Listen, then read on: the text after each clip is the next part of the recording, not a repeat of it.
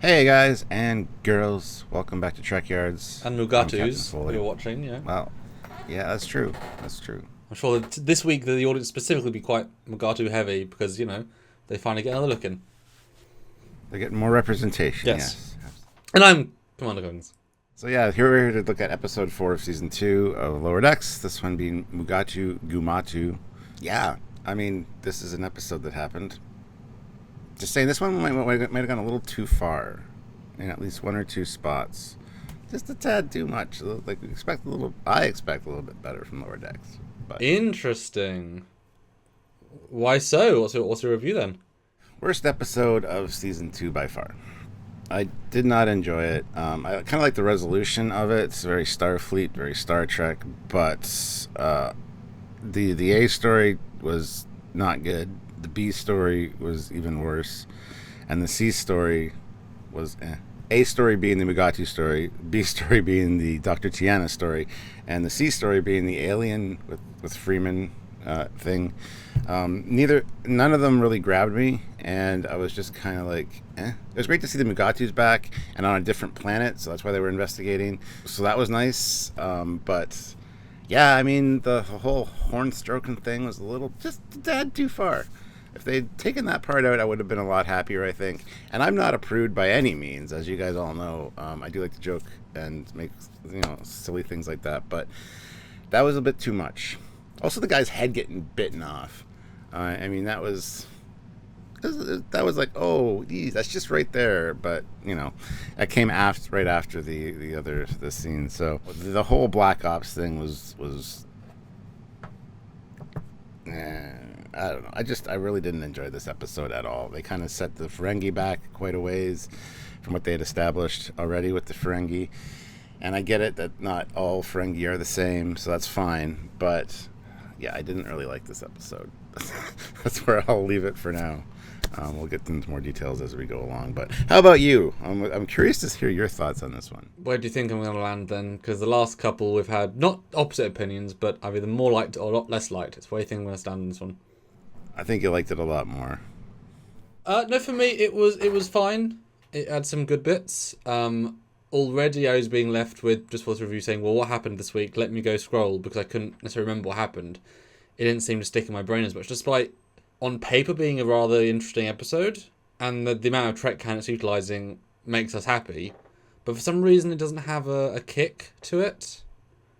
It doesn't have that memorable feel, which is really strange. I do appreciate a lot of the choices in concept and the fact they were made. The first one that sticks out is the fact that we actually got a Boimler Rutherford team up, which we've never had before, showing kind of they're not a particularly good combination though, because they don't really complement each other. They're just sort of on the same page, like, slightly dim bros. There's not much going on there. Whereas last week we had obviously strong females being strong females, but at least that's a bit more dynamic.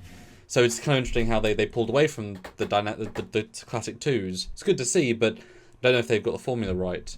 Although once again they've made Mariner less powerful again. She keeps being less important in her own show, which is great, because first season she was overbearing, so it's way more an ensemble piece, which is really appreciative. Although by pulling focus away from one character's very focused story, the main story gets less attention. So, because did you need anything with the captain? It pulled away time from a more complicated A plot, but it's good for the captain. It was interesting in its own subset of what Starfleet about. It's all interesting stuff, but it's all about finding that balance, isn't it? There's 3 things that I really liked in this episode that really stood out to me. First of all, there's a Kinzinti in Starfleet. We get a pan across of the mess hall. You see Kinzinti, much the animated series style in there, so that's cool. Just chill. Just there. Yeah. And I think really only 2 laugh out loud moments for me. The first one was right before the opening title sequence where Shax is like, "Yeah, I'm early. You got 10 minutes still." No, help us. I laughed at that. The whole tractor factor. Surprised that's never been used before. I was on the lowest tractor factor. And it makes sense that, since this is a ship that's supposed to be, as Mike McMahon said there, for towing other ships or whatever, that tractor factors could be super important. So that was kind of neat, and I laughed out loud at that one too. But tractor factor, I never even considered that before, but that's hilarious. That's going to be a thing now. I think I laughed when the Tricorders hit Mariner. Just the way that was edited, I thought that amused me.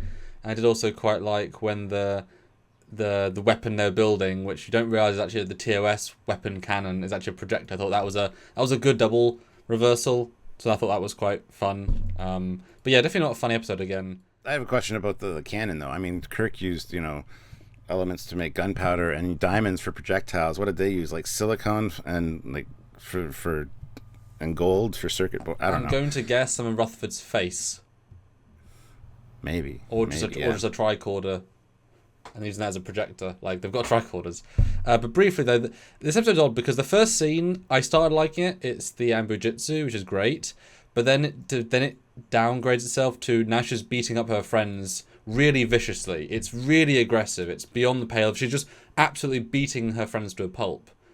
Like, in the game, okay, it's like boxing, right? You can beat someone to a pulp in a specific boxing ring. It's still barbaric, but it's in the rules of a game approved by all parties. She's just hurting these people, right?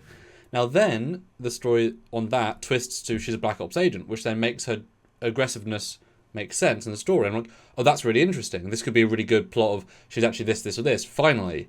But then they undo that by the end, which then now makes the beginning really vicious again. And now they've once again hurt her character, because you wouldn't expect any character in Trek. It's like, imagine Worf just beating up, Ro Laren on the holiday, just punching until blood and breaking their helmet. So it was a really horrible beginning that was such a bad part for the character. She breaks her staff in and just beats him.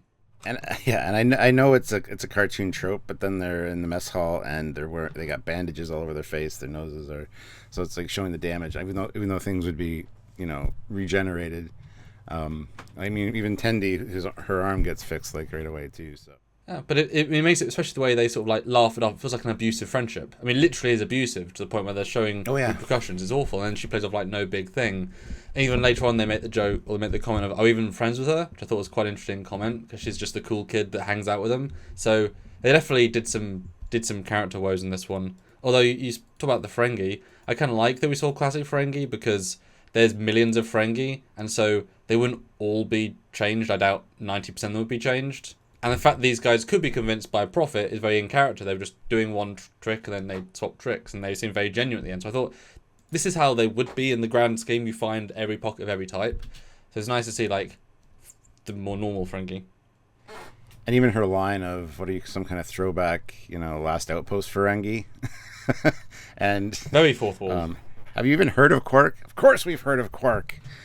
Because Quark's his franchise now, guys. I like how two of them have like actually Quark's outfits, which I thought was quite funny. And but this one context, the whip makes sense, pretty organic. And the Mugatus were good in that they were obviously just the monster of the week, but better to use an existing monster than to invent a new monster. So that was nice. They didn't really have a part. I liked the fact that we saw the kid Mugatu. That was lovely, but they didn't. They was so surface level. I was expecting something more with it. Something. It was fine, but I guess aren't those creatures in TOS also just surface level all the time anyway? So it's kind of a double-edged sword there. Yeah, I mean, another thing that kind of went a little too far for me was when Shax was tracking them and he tasted the crap twice. First time was funny. Oh, it's tangy. And then the second time it's like, oh, that's starting to get a little too much again. They were just kind of pushing that South Park envelope a little bit much in this episode. The other one that, once it did this, I was like, that's hilarious. And then it started doing the horn thing, and I'm like, oh, that just went, just there. That was, cut that bit off. Yeah, I think 3 steps too far is just unnecessary. It's like just saying the first F word in Discovery. It was completely unneeded for the moment. It was just a waste of the first one. It's just for the sake of shock value. There's no benefit to it. But yeah, Strax. I mean, Strax is just confusing though, because he got such a big part this week that felt so unlike a season 1 character. Yet we saw the other new guy on the bridge, which means they both have the same job but don't. So there's a big confusion there. They feel like we've gone back but not. But I'm assuming that he's on a larger story, because he's clearly a different characterization. He's not the same guy. He's actually mellow now. Death has muted him a little bit. But to have him be so focused on is like, it really, really does devalue the end of season 1. And it's amazing how just like having him that focused on, I assumed he'd be either not around or a figment. Like, oh yes, he's a shadow. He like walks around, he's not really in the crew. But I was quite taken aback by that. Well, yeah, he led the away team, so that's a pretty important role. We still got to figure out exactly what's going on with that. I mean, it could just be that Kayshawn has a different shift on the bridge, and they kind of share the same role. The bartender stuff was kind of funny. How he just repeats everything he hears to other people. It was silly, but I get it, and I don't mind the trope, and it makes so much sense. Mariner's black ops or some kind, especially if we also talked about her age being. They're all cartoons. What are their ages? Well, she's clearly 10 years older at minimum. So there's the context of what she's been through. Well, it's always nice when they throw in the old uniform, because it's just like, yes, the Canon, muhahaha. Although that doesn't mean that if that was her, well, Atlantis would have been. We don't know if that was her first ship, but at least if she was never in Voyager outfit, then she can't ever have been that young. So that does give us a timeline. But that was cool. Always good to see. At the end, where she's like still spewing stuff to the bartender, like the Mugatu twins. They killed the Mugatu, they ground up the horn and ate it and gained special powers. That was kind of funny as well. I'm sure the whole crew's gonna reference that at some point. Somebody's going to mention something later in a later episode. So yeah, those are very lower deck style jokes I appreciated. And even I did like the game, the fact that she's actually winning the game. She's good at stuff in general. I thought that was actually quite a nice touch. Like, oh god, she's so good at damn diplomacy. Oh, that was quite fun. We just can't tell her that she's winning. Like I think I kind of got the feeling that she knew she was winning, and she knew how to play the game. Just with the way she said, "Oh, I guess I don't. I'm going to go get drinks now." It kind of had that tinge of, yes, she knew, but she was kind of, just taking it easy on them. So I thought that she was enjoying the fact that she didn't know what she was doing and just like can chill. And so she's so relaxed, she doesn't care. She's like, it's like playing with your kids or playing with your nieces. It's like, yeah, your game. Yeah, daddy's going to play Mario Kart with you.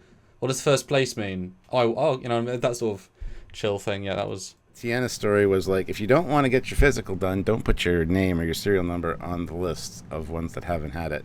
Plus, you're the doctor. You know what it's involved. It's just a tricorder scan.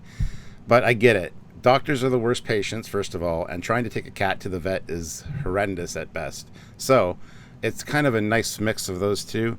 But I really didn't like the Tendi story. I mean, the way she kind of got the DNA from Stevens and stuff was hilarious. I love that his name is Steve Stevens, by the way. Oh, is that? Yeah, you can see it on the pad.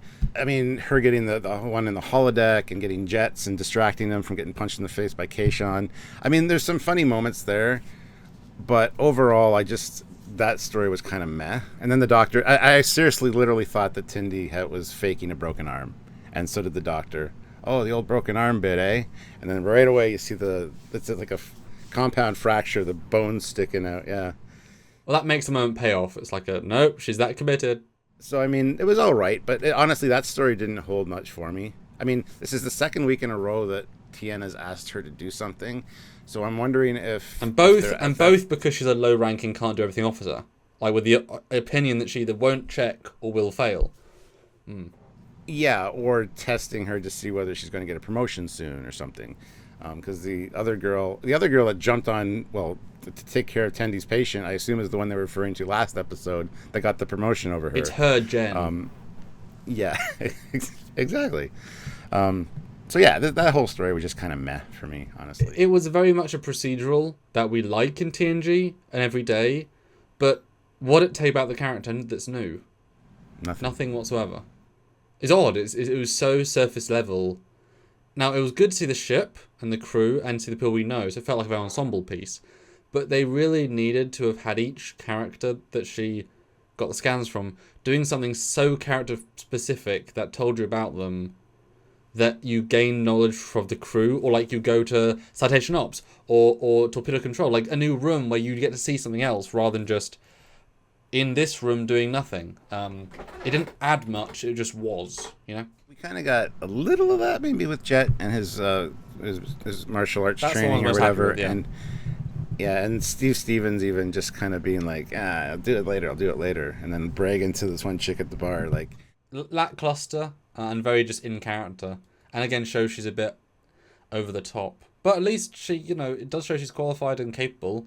The fact the doctor literally didn't think she could and got to the end. But I mean, people know, being in a small closet or an elevator isn't going to kill them 99.9% of the time, but still be claustrophobic. So there is involuntary feelings. So being afraid to scan herself. But I can't imagine the doctor's never been scanned in any of her things. But at least the doctor got more part, which we said we wanted in last season. So it was kind of they're doing stuff we wanted, just not in a very interesting way. They're not utilising the time to its fullest. Although, small note, I like we finally saw a tricorder holster, because they always just appear, phasers and tricorders. They just are. Now they have a tricorder holster.